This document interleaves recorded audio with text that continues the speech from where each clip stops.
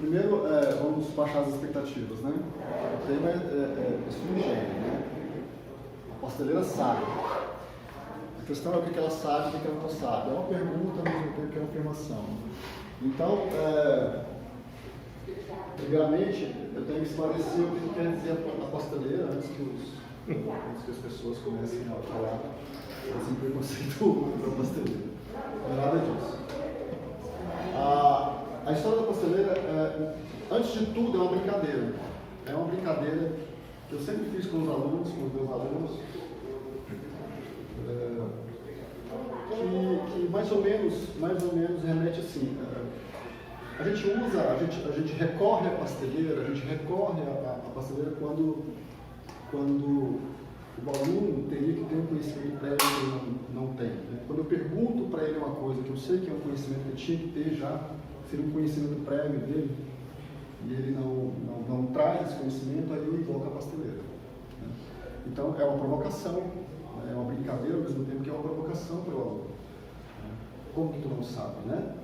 Então, vamos perguntar na pasteleira.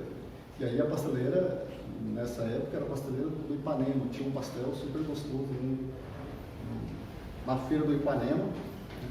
Quando eu vivi em Manaus, quando eu passei um tempo em Manaus, era peixeira, tinha uma peixeira no meio do Rio Amazonas, que vendia peixe. Aí os alunos tinham que ir lá perguntar para a peixeira, né, determinados assuntos. Então, é uma provocação, é uma brincadeira, é uma provocação que eu sempre faço com os alunos. E eu resolvi trazer isso para cá, porque o estudante, de forma geral, e basicamente o estudante de física, ele sofre uma série de angústias durante toda a vida acadêmica dele. Né? Ele sofre com conhecimentos que deveria ter e não tem, ele sofre para adquirir os novos conhecimentos, ele sofre porque ele sabe que ele está fazendo um curso que muita gente vai perguntar para ele, mas para que serve isso? O que você vai fazer com isso? Né? Eu passei por isso, a minha mãe chegou para mim na cara, na lata, assim, falou, o que você vai fazer com esse curso? Para que serve isso? Né? Eu falei, tranquilo que eu sei o que eu estou fazendo. Então, o aluno de física, ele sempre sofre essas angústias, até porque ele sabe que o bacharelado para ele é só um pequeno passo que ele dá, ele vai ter que fazer mestrado, vai ter que fazer doutorado. Se ele não arrumar emprego, ele vai ter que fazer N pós-doutorados com ele entendendo infinito. Né? Então, são angústias que o aluno sofre, principalmente o aluno de física, né, quando ele começa a formação dele. Tem aqueles que chegam, né, e tentam mostrar que já sabem muito, que já sabem, né, até tem um nome para isso, né? Que você... Síndrome do avançado. Síndrome do avançado, né? Que depois ela acaba descobrindo que não é tão avançado assim, né? Aí ainda tem aqueles que chegam e acham que, né, não sabem nada, e começam a tirar notas ruins e se desesperam, né? E o que vai fazer depois, né? Então, eu queria mostrar aqui, né, com a ajuda da pasteleira, que tem muitas coisas que a gente sabe, que são conhecimentos que já estão aí, que estão colocados aí, e tem muita, mas muita coisa que a gente não sabe. Né? Então, o aluno de física, por exemplo, né, ele tem, eu espero que no final dessa apresentação, ele se sinta revigorado. Né? Ele sinta que ele tem um campo vasto, enorme para poder trabalhar, né, que esse campo é praticamente inesgotável. Mas você precisa fazer aquilo que tem que ser feito, né? Você precisa escolher aonde atuar, o que fazer, né? E atacar esses problemas que estão aí, que você vai atacar. Né? Então, a temática é essa, né? A pasteleira sabe muita coisa, você vai ver que ela sabe bastante coisa, mas também tem coisas que ela não tem a menor ideia. E é isso que a gente vai falar. Mas antes, eu gostaria de fazer um princípio assim bem clichê mesmo assim. Eu escolhi 5 clichês que vocês, né, embora sejam clichês, vocês vão se identificar, alguns de vocês vão se identificar com isso. Né? Então eu vou pegar o clichê número 1. Clichê 1 é uma citação de um cara chamado Wernher von Braun. Esse cara, pouquíssima gente conhece esse nome, né? Mas aqueles caras que são ligados à astronomia e astronáutica conhecem bem esse nome. Esse cara é um dos caras mais importantes que tem na astronáutica. Ele é o precursor da ideia dos foguetes a combustível líquido. É um cara que trabalhou, um cara que teve um princípio meio estranho, né? Porque ele começou sendo contratado pelos nazistas para poder desenvolver armas, desenvolver foguetes, e depois da guerra ele foi para os Estados Unidos e desenvolveu os mais importantes foguetes, né, da era de exploração. Aqueles foguetes que equipavam os Apolos eram projetos desse cara. Então, ele disse a seguinte frase, né? Pesquisa é o que eu estou fazendo quando eu não sei o que eu estou fazendo. Então, você começar um trabalho não implica que você tenha que saber aquilo que você está fazendo. Você vai ter que aprender aquilo que você está fazendo.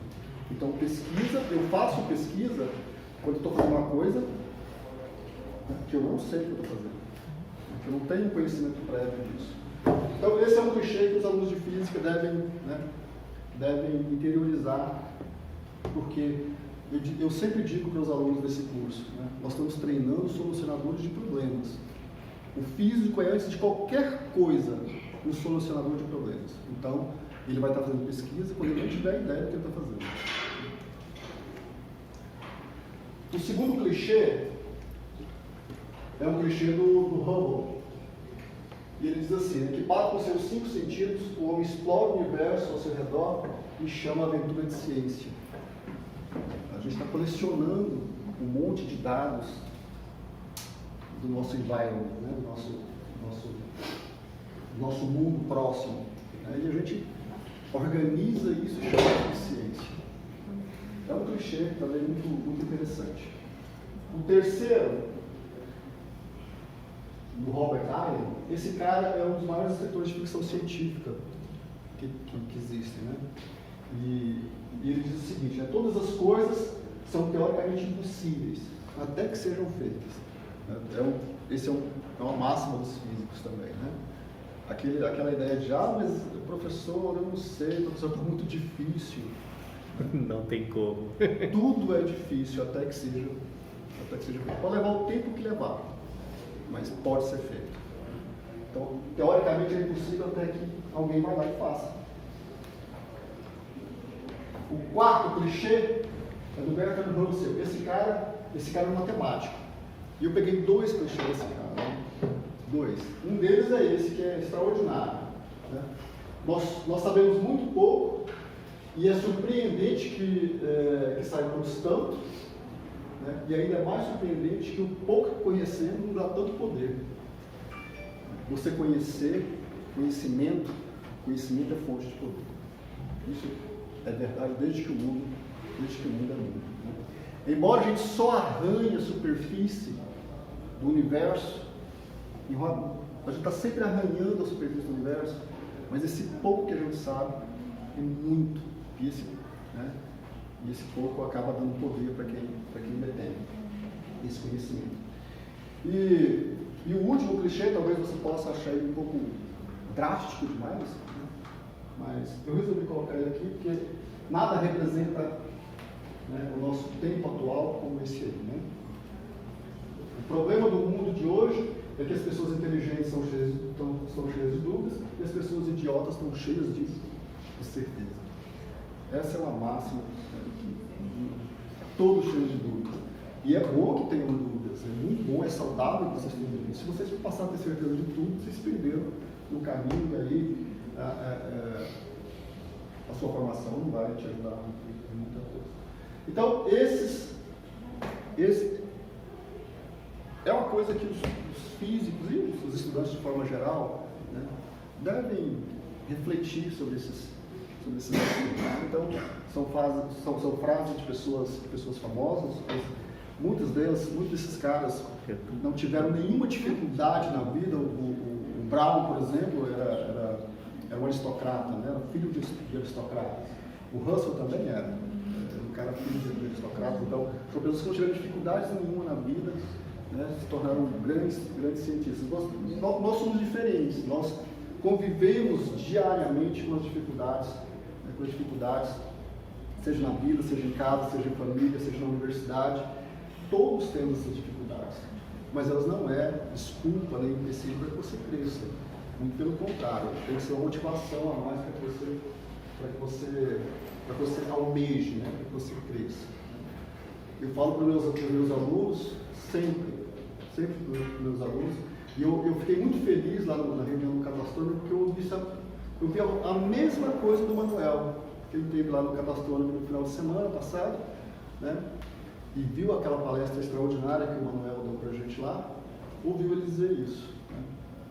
A minha missão está cumprida como educador, como professor, a minha missão está cumprida quando eu formo pessoas melhores do que eu.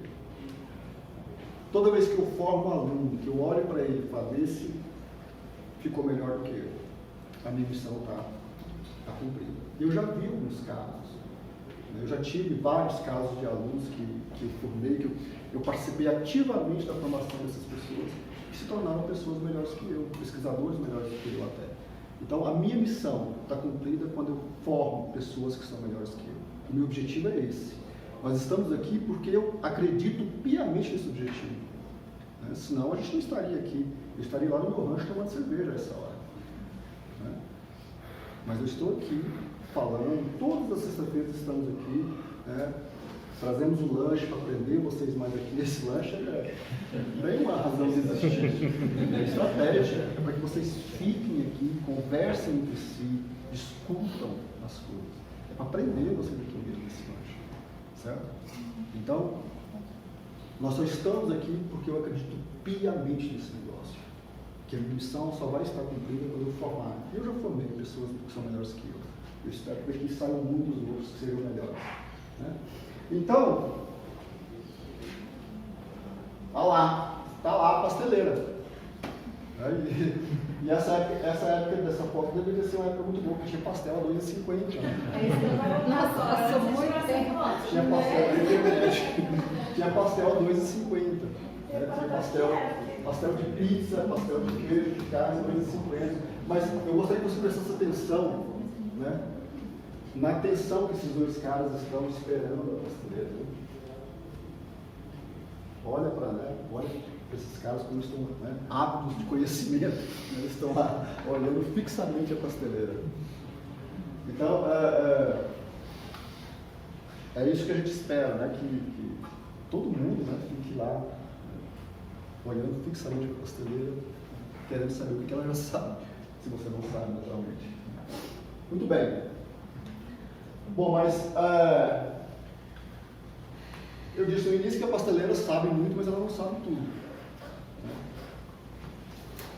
Mas tem outras pessoas que sabem. Eu tirei parte do que eu vou mostrar para vocês de uma revista, acho que essa revista é de 2017, um artigo de 2017, em que uma revista de publicação científica pediu que se elegesse as 5 melhores descobertas da física nos últimos 25 anos. Isso em 2017. Então, para hoje, dá 30 anos. Né? Então, quais são as mais importantes, as 5 mais importantes descobertas que a física fez nos últimos 30 anos? Né? Então, lá está elencado, eu coloquei elas aqui, a gente não vai aprofundar, eu só quero mostrar o que está feito, né? O que os caras se reuniram em nome dessa revista, né, e discutiram e elegeram as principais descobertas da física nos últimos 25 anos. Então, isso é conhecimento que a pasteleira deve ter, mas que outros caras por aí detêm, porque eles elegeram esses conhecimentos como sendo os mais importantes das últimas 2 décadas. Que são... Essa revista é uma revista inglesa, eu não me lembro bem o nome dela. Mas eu já li ela faz algum tempo, eu estava com isso na cabeça. Bom, está lá, um dos primeiros, está em ordem cronológica, né? Então a gente está começando lá em 1992. Em 1992 as pessoas já conheciam o teletransporte. O teletransporte já era factível, embora não seja factível com matéria ordinária, com matéria extensa.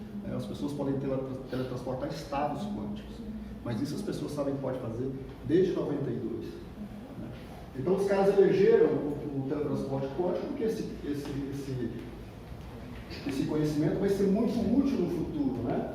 Então é a capacidade é a capacidade de transferir propriedades, né, de uma partícula para outra, que são os estados quânticos, e isso está na base do desenvolvimento da computação quântica, por exemplo. Computador quântico está aí, existem protótipos, embora eu não tenha acompanhado muito bem o estado de desenvolvimento, faz já alguns anos que eu não vivo com esse ramo da física, né? Mas os caras sabem que esse conhecimento vai ser importante para as próximas revoluções tecnológicas que você vai ter. Lá em 1995, os caras descobriram então o condensado de Bose-Einstein. O condensado de Bose-Einstein era previsto desde lá de muito tempo, né? Foi previsto por Einstein há muito tempo, e só em 95 os caras conseguiram identificar. Por que eles elegeram esse cara? Porque ele também tem aplicações tecnológicas importantes para a futura revolução tecnológica que a gente está esperando, né? Então, o condensado de Bose-Einstein nada mais é do que o quinto estado da matéria. Então, você tem sólido, líquido, gasoso. O quarto é o plasma, que os menininhos aqui estudam, né? Os nossos alunos estudam. E o quinto seria o agregado de Bose-Einstein. Esse agregado ele acontece a temperaturas muito próximo do zero absoluto, né? Do zero Kelvin. E aí, nesse limite de temperatura, as partículas deixam de se comportar, né? Param de se comportar como partículas e começam a se comportar como ondas. E isso tem aplicação tecnológica, tanto na questão do computador quântico, como chaveamento, como relógios atômicos mais precisos, como armazenamento de informação. Armazenamento de informação tem N aplicações nesse cara. Então, os caras elegeram das descobertas mais importantes dos últimos 30 anos, não foi à toa. Os caras sabem que isso no futuro ainda pode render muitos frutos. Em 97, os caras então identificaram lá, né, que o universo está expandindo, né, está inflando, está crescendo de forma acelerada. Né. Então, em 97, isso abalou toda a comunidade que lida com cosmologia, né, com essa coisa toda. E a gente vai falar um pouco sobre isso lá na frente também. Está entre os conhecimentos que a pastelaria pode ou não pode ter. Então, mas está relacionado com a tal da energia escura que, né, tanta gente fala, o próprio Lucas já falou sobre isso para a gente em uma outra oportunidade.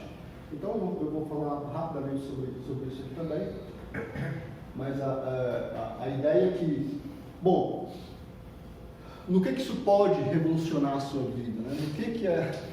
No que a descoberta de que o universo está expandindo pode revolucionar a sua vida? Ela revoluciona o pensamento, a forma de pensar. Né? Einstein imaginava que o universo era estático, né? Ele recusou a ideia do universo de expansão.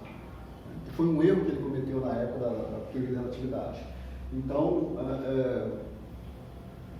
esse conhecimento, embora você não veja de imediato nenhum resultado tecnológico, mas ele revoluciona a forma de pensar, porque ele pressupõe um início e um fim. Se está expandindo, é porque está expandindo já a partir de alguma coisa. Né? Se está indo embora, está indo para algum lugar. Então aí suscita uma série de discussões, como por exemplo um Big Crush, né? Um Big Crush, uma coisa desse tipo. Então, revoluciona a forma de ver o universo, revoluciona a forma de ver o mundo. Por isso é tão importante o que a gente faz, por isso o nosso catastrófico é tão importante. A gente está tateando essas coisas, tentando fazer essas coisas um pouco mais profissionalmente, né? Embora a gente está ainda a uma certa distância desse nível de conhecimento. A gente está aprendendo. Então nós estamos em 97. Em 98, uma outra descoberta importantíssima, né? A descoberta que o neutrino tem massa. Eu falo neutrino, o que é neutrino, né?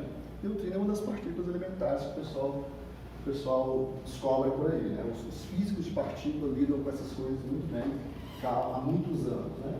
E por que esse cara é importante, né? Principalmente por causa disso aqui, ó. você conhecer, você entender como os neutrinos funcionam, como se eles têm massa, se eles mudam de massa, se eles ganham massa, perdem massa.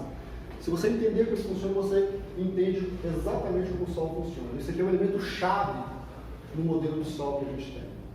Um parâmetro chave, uma variável chave no entendimento do funcionamento do Sol. Por isso esse conhecimento é tão importante. E esse cara é muito chato, o neutrino é muito chato, porque praticamente tudo é transparente para o neutrino. Ele passa através de tudo, né? Até chumbo, né? Até chumbo ele atravessa. Então, uma dúvida que eu sempre quis entender, como que funciona a detecção de neutrino, já que ela não interage com nada, né? Porque a matéria escura, ela reage gravitacionalmente. Gravitacionalmente, né? né? Poder medir ela gravitacionalmente. Então, o neutrino, os caras têm que fazer câmaras, né, para isso, né? Tem que construir câmaras Bem profundo na Terra para poder não ter muita... para não ter muita interferência, né? E tentam achar o rastro dele naquela câmara de fluido, né? É mais ou menos o que eles fazem com o bóson de Higgs, né? E eu sei dele muito também na maneira que eu acho que eles detectam o cósmico. Assim, vendo rastros, né? Sim. E eles já esperam também uma energia, uma faixa de energia que ele deve estar, que você olha e fala, esse cara deve ser um... Então, a forma de achar esse cara é extremamente delicada, né? Tem que estar muito profundo na Terra para evitar interferência de outras partículas e tudo mais. Então é uma coisa chata. Mas a descoberta desse cara tem massa, revoluciona o modelo solar. Lá em Goiânia mesmo, tem um professor que é o Ricardo Avelino, ele trabalha com essa parte de partículas, neutrinos, aí envolve toda uma área assim, inclusive ele é um dos poucos que trabalha com isso aqui no Brasil, acho que no estado de Goiás ele é um dos únicos que tem um laboratório assim. Eu estudei com o Ricardo Avelino, conheço ele bem. Ele tem que conversar com as dele. O Ricardo Avelino tem muita coisa para ensinar. Bom, mas esse conhecimento já está aí, né? Bom, então estamos em 1998, 2012, então, veio, que é o último, né? É o último dos tópicos, que é o bóson de Higgs. O bóson de Higgs também fala muito sobre o mundo das partículas, né? Ele foi proposto pela primeira vez em 64. A existência do bóson Higgs foi proposta como uma forma de balancear cálculos de matéria em partículas. Né? E só em 2012 os caras conseguiram identificar e descobrir que ele realmente existe. Né? Então, o bóson Higgs, né? Em homenagem ao Peter Higgs, né? Tá. Em 64 ele previu a existência do bóson Higgs matematicamente. Muito bem. Então, esses são conhecimentos, né, que os caras julgam as principais descobertas nos últimos 30 anos na física. Isso não é pouco. É óbvio que se você andar pelo mundo, né, pegando os grandes físicos que tem por aí e pedindo eles para fazer uma lista, vão aparecer outras coisas aí também, né?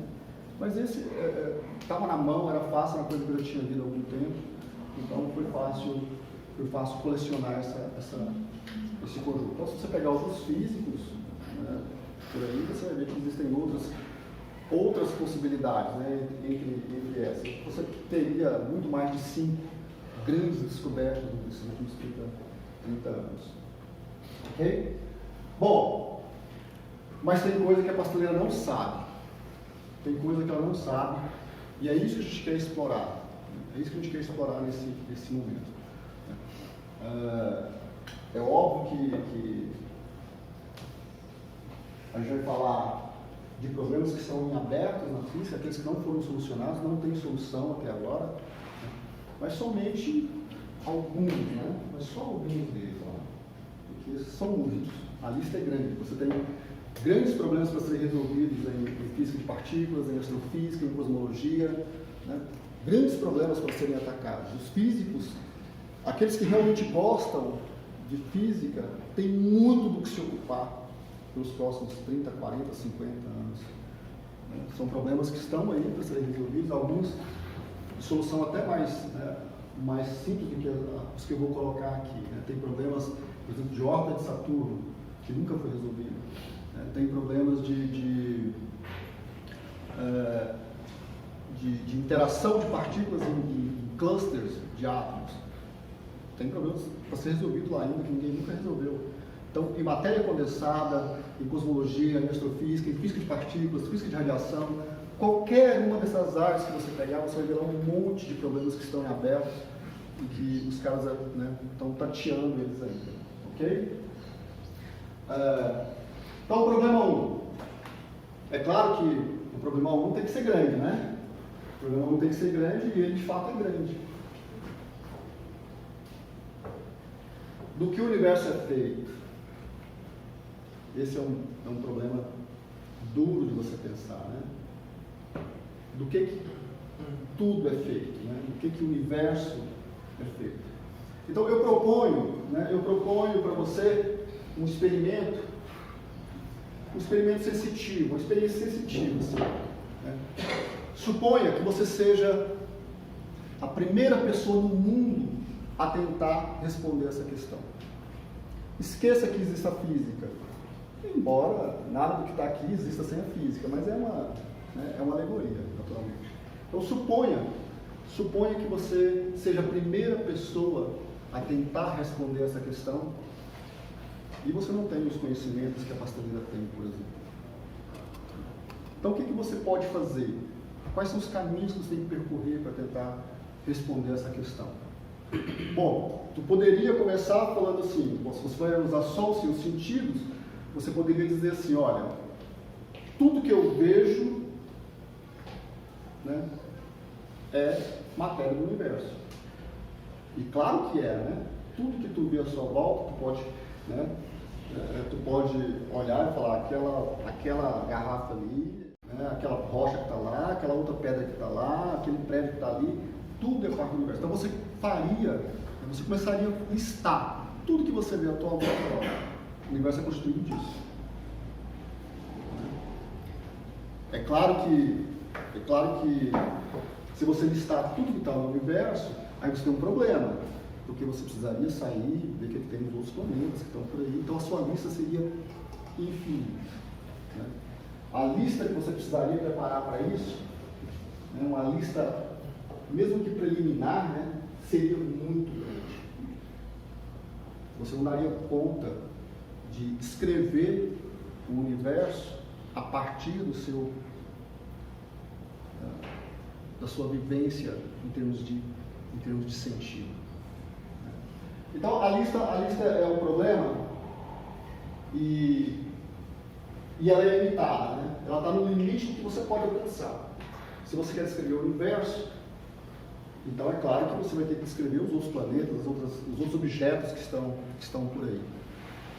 Que você não tem nenhum conhecimento prévio sobre isso. Embora, né, se você falar assim, olha, o universo é feito de rocha, então, né, você vai lá e quebra a rocha, né? Quebra a rocha, parte, depois parte de novo, até chegar num elemento fundamental de rocha. Né? Mas aquela ferrada é feita de plástico, então você vai lá pelo plástico e tenta encontrar um elemento fundamental de plástico. Né?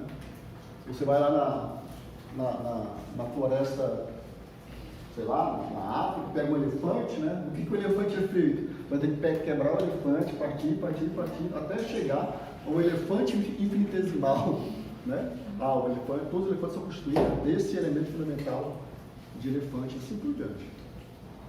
Essa seria uma forma, né, de você pensar. E talvez fosse assim que as pessoas começaram a pensar na constituição da matéria, né? De tudo que é feito, de tudo que está à sua volta. Então a sua lista é extremamente limitada, né? Mas aí é claro que a gente pode fazer uma simplificação, né?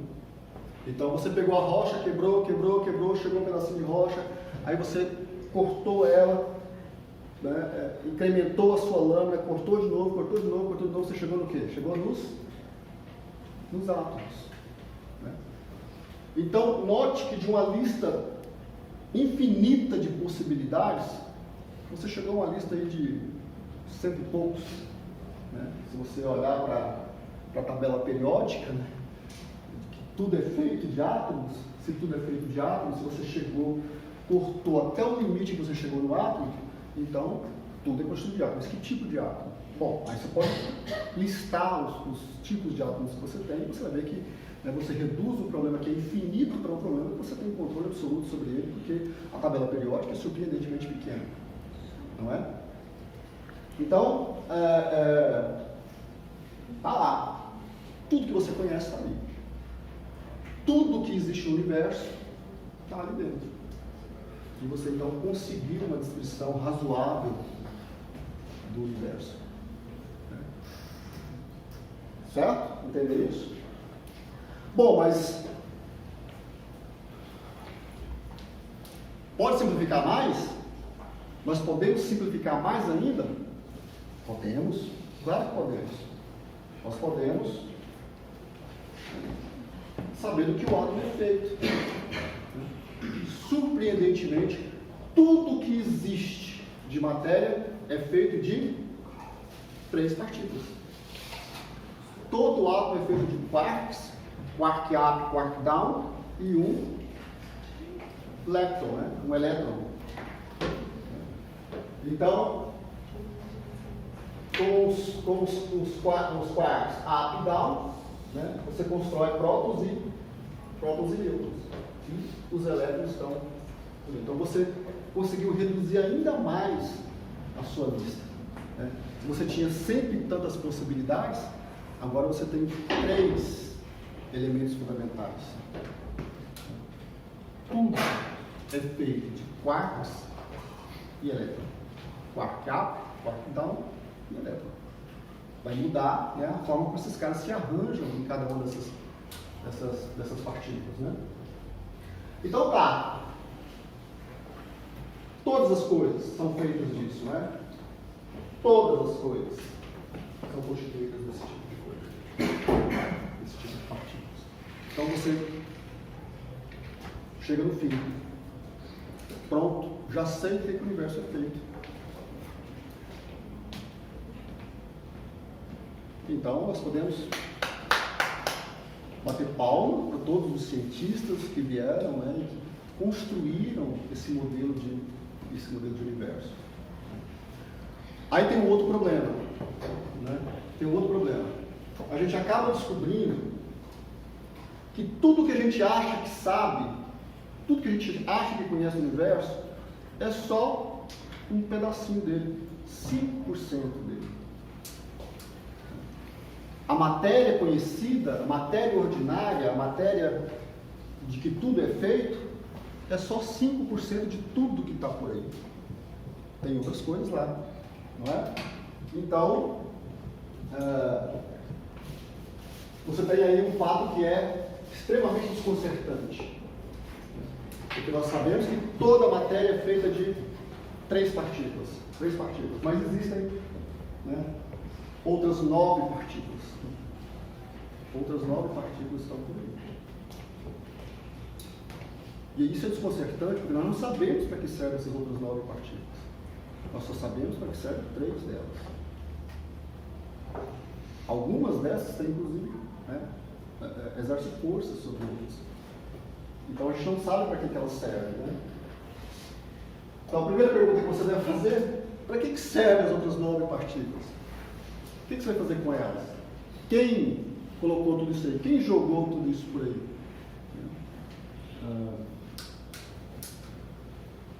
Além dessas, podem existir outras? Nós identificamos 12 até agora.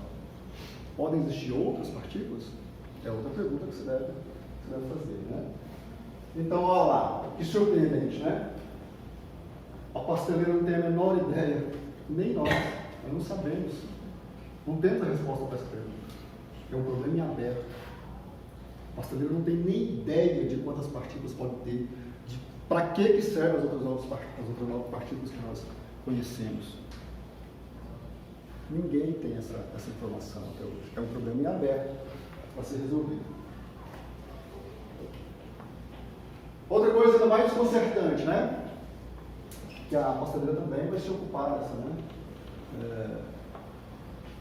Então, você precisa de 3 para construir estrelas, planetas, laranjas, maçãs, bananas, cachorrinhos, tudo dessas 3 partículas. Toda a matéria conhecida, vista, toda a matéria ordinária é constituída dessas 3 partículas. Né? Mas isso representa 4,9% de todo o universo que a gente conhece. Bom, onde está o resto? O resto está em coisas que a gente está tentando entender, né? 26,8% é a matéria escura e o restante, 68%, é o que o pessoal chama aí de energia escura. Então, para quem achava que sabia muito do universo, você acaba chegando no que você não sabe nada, porque, né, 68 mais 26% é coisa que... Posso perguntar? Pode. Tem uma dúvida em relação à matéria escura, porque é energia escura. Né? Porque é matéria escura.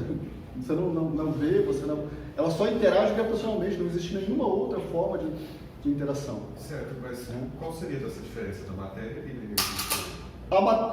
Está relacionado com a função que cada uma desempenha no todo. Né? Você vai ver que mais na frente você vai conseguir diferenciar essas duas coisas, né? Porque como são coisas que você não conhece, não tem como medir, né? Não tem como medir no sentido de saber o que é. Né? Você não vai lá e vê o que é, não tem nenhuma medida que você faça e fala, não, é isso. Mas tem funções diferentes. Cada uma desempenha um papel no todo. Né? E essa composição tem que ser exatamente essa. Se você aumentar aqui, diminuir aqui, aumentar lá, não funciona, o modelo não funciona. A composição é exatamente essa. Você tem que ter exatamente 4,9% de matéria ordinária, 26,8% de matéria escura e 68% de energia. Tem que ser essa composição. Se você mexer com essas composições, nenhum modelo vai bater. Nada vai bater. Certo? Então, cada um desses caras desempenha um papel, embora ninguém saiba o que é. Certo. Bom, né? E aí, né, a próxima pergunta que você faz é por quê, né? E aí, novamente, né, é claro que nem eu, nem você, nem a pasteleira tem essa ideia, né? A pasteleira também não tem a menor ideia de por que é assim. Ela é igual o Chicó, né? Não sei, só sei que é assim. Só sei que é assim. Ok? Bom, problema número 2. Então, você já viu que um dos ingredientes é a tal da matéria escura. Então, a próxima pergunta que você vai fazer, né? O que é a matéria escura, então? O que é a matéria escura? Então, qual é a pergunta que você tem que fazer para a pasteleira? A pasteleira já sabe que existe matéria escura. Ela já sabe disso. Então, é claro que a primeira pergunta que você tem que fazer para ela é: como sabemos que a matéria escura está lá? Nós já sabemos que ela existe, que ela está lá, naquela composição, naquela fração. Né? Mas como a gente sabe que ela está lá? Tem 3 experimentos que o pessoal faz, tem 3 observações que o pessoal faz que diz que ela está lá. A primeira é você estudar galáxias giratórias, né? Galáxias tipo a nossa, né? Por quê? Ora, se os caras olham para o céu, conseguem contar, conseguem estimar a quantidade de estrelas que você tem, e sabendo que o único ingrediente que tem lá, né, pressupondo que o único ingrediente que tem lá é gravidade, então, o que você faz? Você conta as estrelas, estima a massa que tem, né, e olha para a velocidade que a galáxia gira e tenta descobrir se isso é consistente. Surpreendentemente, os caras sabem que para a quantidade de estrelas e matéria que tem na maioria das galáxias giratórias, né, é insuficiente para manter o sistema ligado.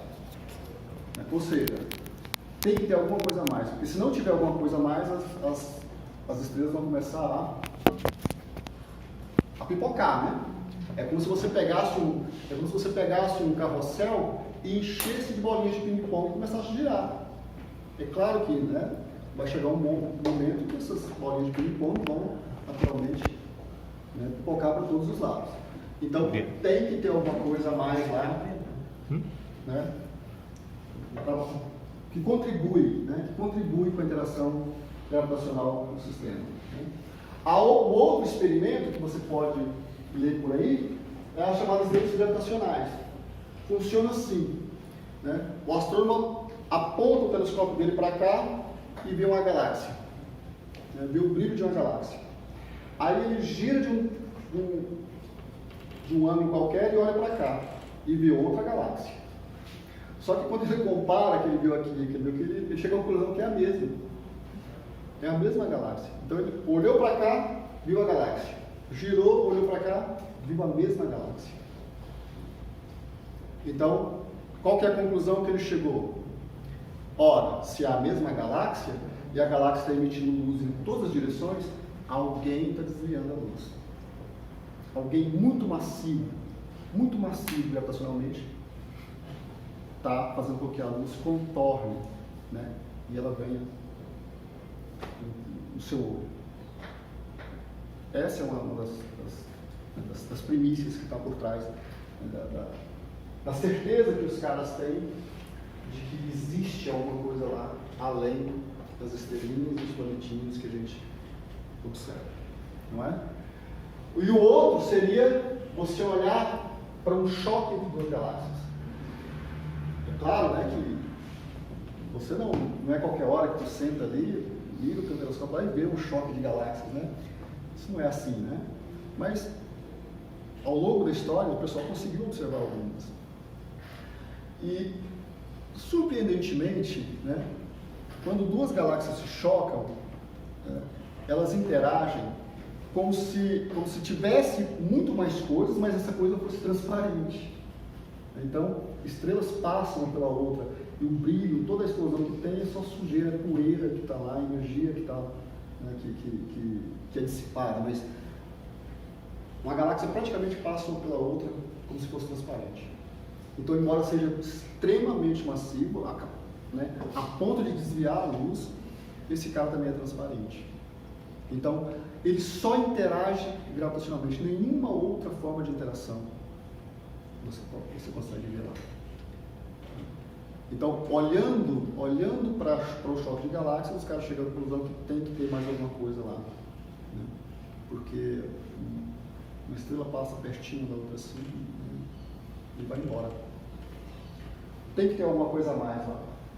Então, são formas, né, que a pasteleira certamente responderia, né, de como saber que lá tem alguma coisa. E essa alguma coisa é matéria escura, né? Mas então, o que é matéria escura para a gente? O que é? A pasteleira não faz a menor ideia do que é matéria escura. Ela sabe que está lá. Sabe que existe, está lá. Mas ninguém sabe o que é, nem a pasteleira nem nós. E talvez nunca saibamos. Bom, problema número 3. Então, se tem matéria escura, tem energia escura. Então, e aí, essa é mais difícil ainda, né? Então, a pergunta que você faz para a pasteleira. Qual que é a pergunta que você tem que saber fazer as perguntas certas para a pasteleira? Como tudo na vida. Física, você tem que saber fazer as perguntas. Se você não sabe fazer as perguntas, você faz a pergunta errada e vai ter a resposta errada. Ela é sprint. Oi? Então, você pode fazer duas perguntas numa só, né? Como sabemos que ela existe e por que energia escura? Essa é a pergunta óbvia, né? Por que energia escura? Então,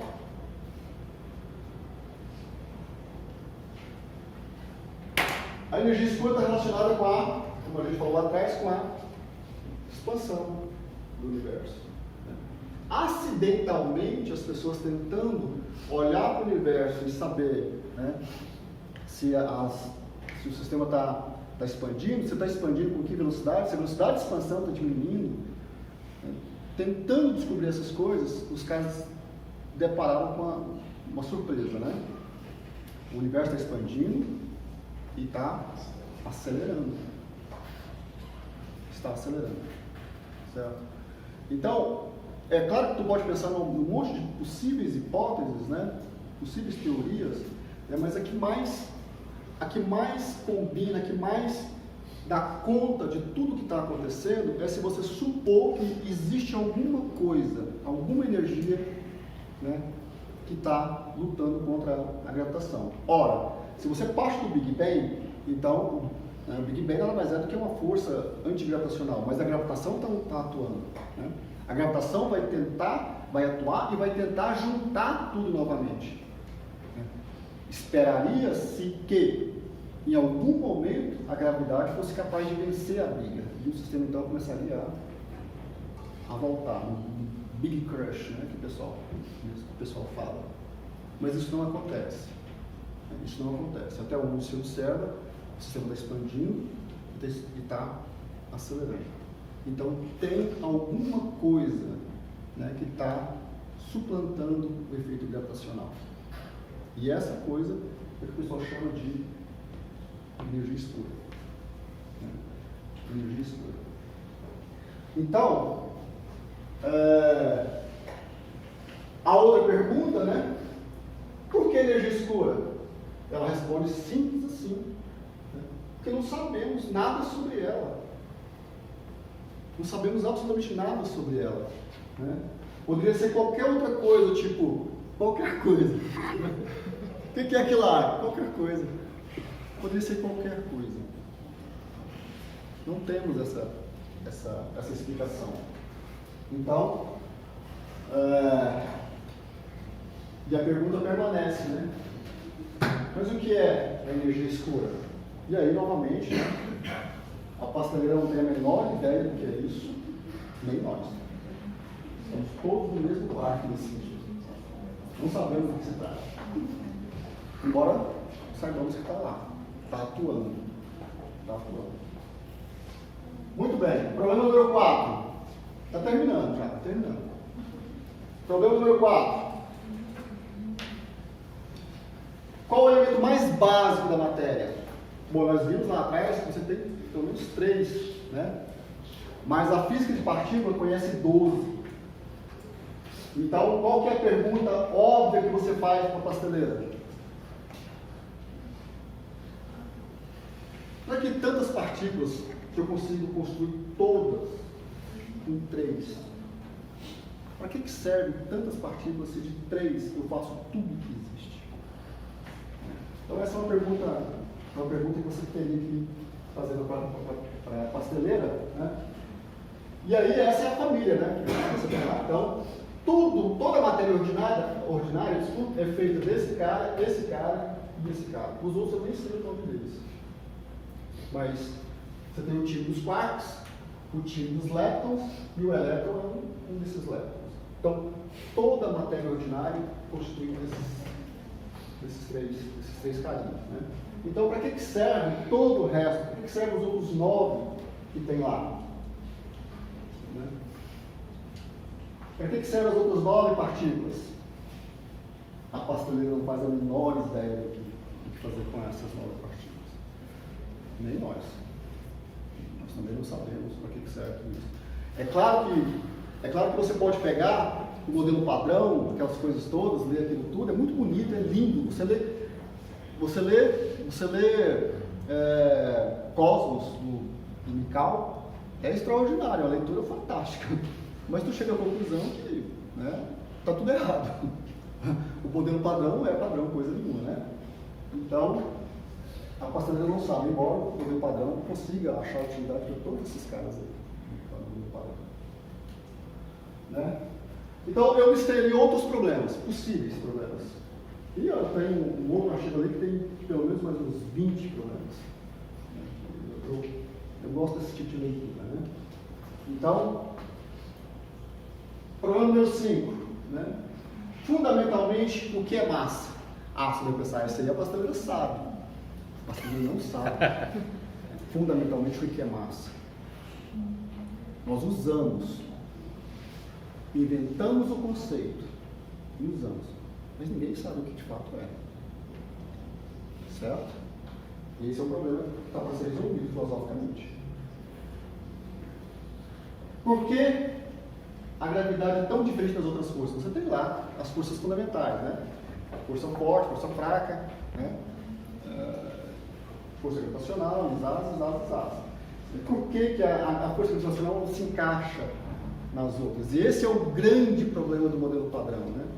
Não conseguir colocar dentro de todo o resto a gravidade, né? Problema 7. O que é espaço? Também é um conceito importante. O que é o tempo? Essa é interessante. Por que somos feitos de matéria e não antimatéria? Ora, por quê? Por quê? Por quê? A pastora não faz ideia também. Eu também não. O que aconteceu durante o Big Bang? Bom, você consegue chegar, né, você consegue integrar retroativamente no tempo e chegar próximo disso. Mas o que de fato aconteceu no Big Bang, ninguém tem essa resposta. E por fim, né, qual o tamanho do universo? Essa pergunta é importante ser respondida.